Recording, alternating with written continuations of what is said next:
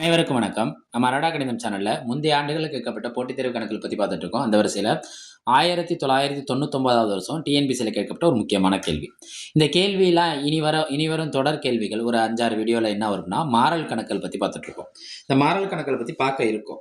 இந்த மாறல் கணக்குல இருக்க முக்கியமான கான்செப்ட் தெரிஞ்சாலே கணக்கு முடிஞ்சு போயிரும். நம்ம பெரிய அளவுல நம்ம கணக்கு போட்டு ஆன்சர் கண்டுபிடிக்கிறதுக்கு இங்க ஒண்ணும் ஸ்டெப் மார்க் கிடையாது. நம்ம டைரக்ட்டா தான் ஆன்சர் பண்ண போறோம். அந்த முறைகள்ல பார்க்க போறோம். மாறல பொறுத்தவரைக்கும் முக்கியமான மாறல்ங்கிறது 2. நேர்மாறல், இன்னொன்னு எதிர்மாறல். ரைட்.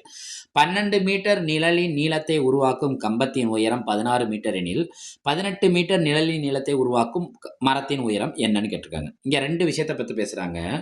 ஒண்ணு நிழலின் நீளம், இன்னொன்னு அது கம்பத்தோட உயரம். கம்பம் அல்லது மரம் இதோட எதை பத்தி பேசுறாங்க? உயரம். மாறல் பொறுத்த வரைக்கும் என்னன்னா, 2 ஒரே திசையில போணும். ஒண்ணு அதிகரிச்சா இன்னொன்னு அதிகரிக்கணும். இல்ல குறைஞ்சா இன்னொன்னு என்ன செய்யணும்? குறையணும். இப்படி 2ம் ஒரே திசையில இருந்துச்சுன்னா, அந்த மாறலுக்கு என்ன பேருன்னா நேர்மாறல். இல்ல ஒண்ணு ஒரு திசையில இன்னொரு திசையில இருந்துச்சுன்னா, அந்த மாறலுக்கு பேர் என்னன்னா எதிர்மாறலா மாறிடும். அந்த மாறலுக்கு பேர் என்ன ஆயிரும்? எதிர்மாறலா மாறிடும். ரைட். இங்க 12 மீட்டர் நிழலோட நீளத்தை உருவாக்கும் கம்பம் எவ்வளவு மீட்டர்னா 16 மீட்டர்.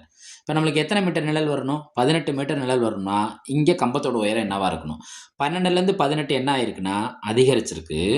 12 மீட்டர் நிழல் உருவாகும்னா 16 மீட்டர் உயரம் தேவைப்படுதுன்னா, அப்போ நிழல் 18 மீட்டர் உருவாகும்னா கம்பத்தோட உயரம் என்ன இருக்கணும்? கூட உயரமாக இருக்கணும். அந்த உயரம் எப்படி இருக்கணும்? கூட உயரமாக இருக்கணும். இப்போ 2ம் ஒரே திசையை நோக்கி போகுதா?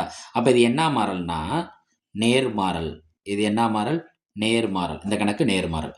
மாறல் அப்படின்னா மாற்றி யோசிக்கணும். இங்கே கொடுத்துருக்கிறது என்னது? நேர். அப்போ நம்ம என்ன செய்யணும்னா இங்கே உள்ளே இருக்க ஆன்சரை மாற்றி விட்டுறணும். அப்போ 12/18ங்கிறது என்ன ஆயிரும்னா 18/12 ஆயிரும். அதோட இந்த 16 பெருக்குனாலே நம்மளுக்கு ஆன்சர் கிடச்சிரும். ரைட்டா? நம்மளுக்கு இங்கே ஸ்டெப் மார்க் கிடையாது. விடையை மட்டும்தான் தேவை. அப்போ விடை என்ன? இது அடிப்போமா? 9 2 18, 6 2 12. ரைட்டா? திரும்ப 9/6 பெருக்கல் 16. 3ஆவது பால் அடிப்போமா? 3 9, 2 3 6.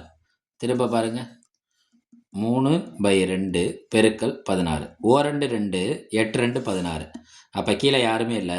3 பெருக்கல் 8. 3 8 பெருக்கினா என்ன கிடைக்கும்? 2 நம்பரை பெருக்கிறப்ப அதில் இருக்க பெரிய நம்பரோட வாய்ப்பாடு சொன்னாலே போதும். 1 8 8, 2 8 16, 3 8 24 மீட்டர்.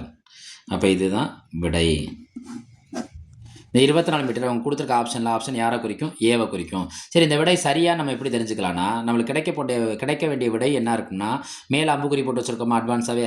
இப்போ 16 விட நம்மளுக்கு அதிகமாக இருக்கணும். 16 விட அதிகமாக இருக்குன்னா அது என்ன மீட்டராக இருக்கும்? 24 மீட்டராக இருக்கும்.